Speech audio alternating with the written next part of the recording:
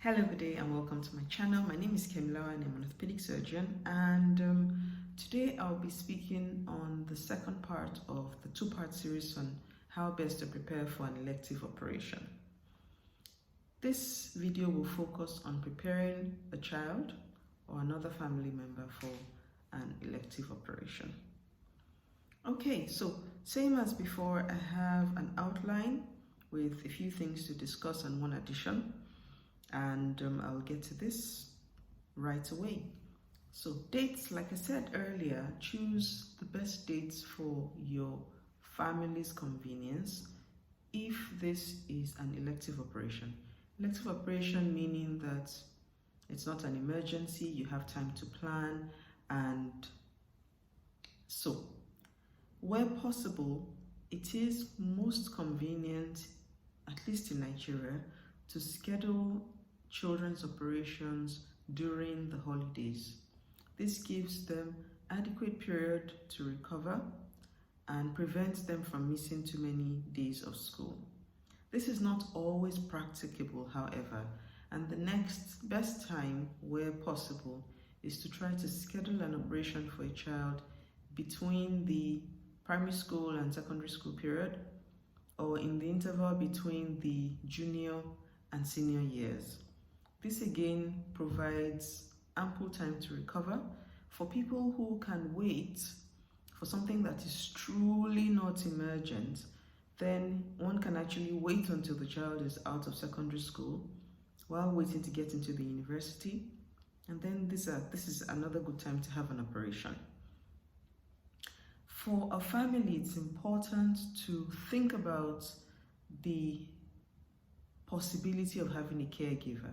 Now, a caregiver in this scenario may either help the family to look after the other children while one child is in the hospital, help the family on their return to the house to give the extra helping hand that may be required with lifting or with generally looking after somebody who may be a little less mobile for a period of time. The other thing to think about is that extra hand may just well be required for helping you to make meals, helping with laundry, and so on and so forth. Again, it's useful to think of taking time off work as the primary carer for a family member who is going for an elective operation. Many clinicians would be happy to write a letter to your office to state that you are a primary caregiver and get you some time off work for the surgery and the recovery period as required.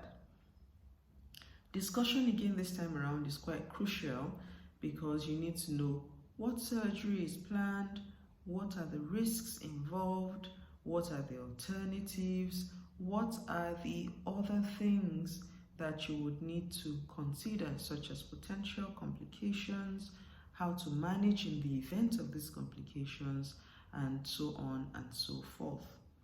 Particularly when having surgery on a minor, then the parent or the primary carer role becomes quite important because you are then taking decisions that will impact on the comfort and well-being of another person, and you must have all the information that you require to take the best decision for that person. Again, it is useful to think about things that may help you to buy time until the holidays. For instance, maybe have some sessions of physiotherapy, or have a cast, or have a brace, or some other temporizing measure that may allow you to buy time for you to then have an operation at a time that is more convenient for the family, such as during the long holidays. In terms of the preoperative preparation, most children are generally fit and well. However, it's very crucial to rigorously go through the anesthetic preoperative checks. And in my facility, we also send all kids to see the pediatrician. This is because while it is generally the rule that most children are fit, you must pick up that child who perhaps has an undiagnosed medical problem, has an undiagnosed congenital problem, congenital meaning something that the child is born with, has an unusual allergy, and so on and so forth. It is also important to understand that there are some children who may have medical complexities that may require them to have a longer period of preparation for an operation, such as children who, again, like I said earlier, congenital problems, or children who have other issues which they're dealing with. In this case, it's useful to see pediatricians, see the anesthetist, and have their clearance before you proceed. In terms of packing the hospital bag for a child, you must include the favorite toy. You must think of snacks that they would like for the post-operative period. You must think of little things like books to read to them, music. These are things that may just well make your stay in the hospital just that wee bit more comfortable. In terms of packing for another family member, you would want to think of the age of this person, what they may require for their own convenience, such as laundry, freshly laundered clothes to wear back from the hospital. You want to think of things like, like I said in the previous video, moisturizers, soaps, toothpaste, your present or favorite toothbrush, books, hearing aids, visual aids, low vision aids, and so on and so forth. You also want to think of medications that the person is previously on. These, like I said in the previous video, must be properly labeled, easily recognizable in the pack in which they have come from the factory, so that there is no chance for confusing the medications at all. The other thing to think about is you need to have a formal log of allergies, particularly for people who have unusual allergies. And you need to be able to think about this as well in terms of food allergies. If, for instance, you're lactose intolerant, the hospital kitchen would need to know about that so that they make your meals with this in mind. The night before surgery, for most children, you want to keep them warm.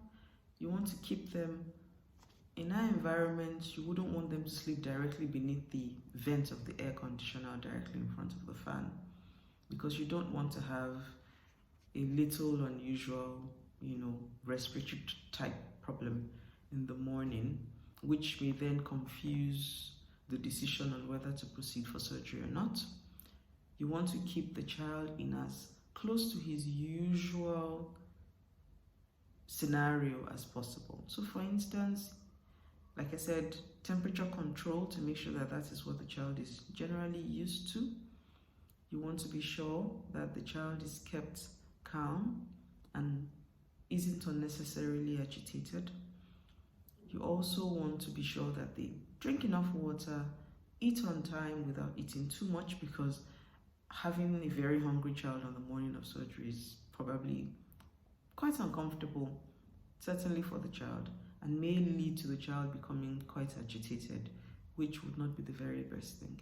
For children who really have struggles with anxiety, or even for adults who really have struggles with anxiety, these are things as well to mention to your nurse or your surgeon and anesthetist, so that a plan for some anxiolytic can be prescribed, and this can be part of your own pre-operative preparation as well. Fasting guidelines, same as for adults, you must clarify what the fasting guidelines needed for that child or for that other person are. The fasting guidelines differ from age to age for children. So you would want to have a shorter period of a fast for, say, a newborn baby compared to, say, a 10-year-old. And this must be clearly documented in your plan and in your notes, so that everybody is aware of when to stop having solids, when to stop having liquids, and when to stop having water. Again, for the child, the next of kin is generally assumed to be mom or dad, depending on the country and the particular laws that are in existence, there are of course special situations where a child is in a foster home, or a child is having, a legal guardian.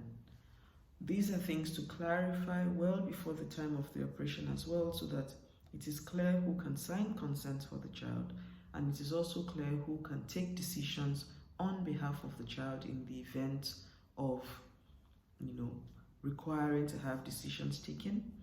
The other thing is, for children who are well into their teens, in some places such children have the capacity legally and mentally to be able to take some decisions for themselves. Here in Nigeria, it is deemed that you are a child until you're the age of 18. But with the older children, it's also important to have their buy-in into specific decisions that concern their surgery and their post-operative period. Okay, so I hope this series has been useful. Please let me know in the comment section if there's specific things you'd like me to talk about.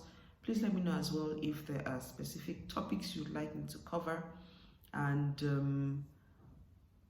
thank you very much for listening.